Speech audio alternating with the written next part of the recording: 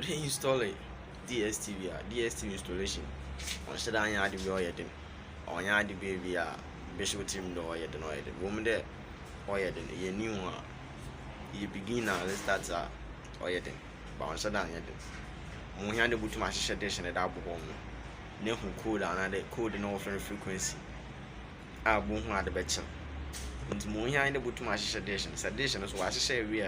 this is no share no on yard be oil then na ne bo hu both and not in be oil dey be addition you can be ready to be addition being your second and them na ne the bobo the bo ma pull no dem pull no me den no you straight so pull no ma anya de na obey den le benya second and them nti mama pull no me den na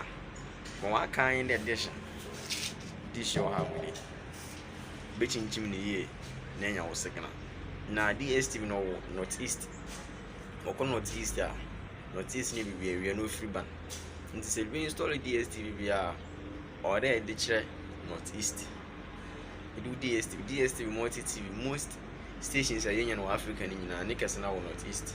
canal sat na other stations be no west another be a free stations be a only be a bepen west but mo aka ni nyina most ones start time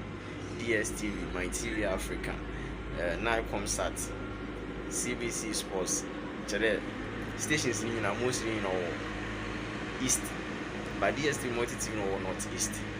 nti ni se hu east na area bi on ma akọ mo a me fa ne bia ukro na wo na de wo fi na timi e bia ne east no wo benku but boko ba bi no boko area bi no e bia kro ba ko na ba boko ba bi ne east no abenyin fa nti o de hu bia east no nti se pre le installation na ne finding difficult every area bia no so oye old e bia oye new site no one more more dishes so by new site old site no another baby a home no we developer we dey tanya why dish installation home no most in so dish installation away in Africa most now east them are meeting kan no into no all east no what should am dish in direction need the trees na hu baby a east no ansa na 10 would naturally ba me nko jino no nko ya ga ga ya na bi enyu ade bi o mo bi enyu ne home no kire nti da man not nti this east ni we are mo aka nda baba dish no do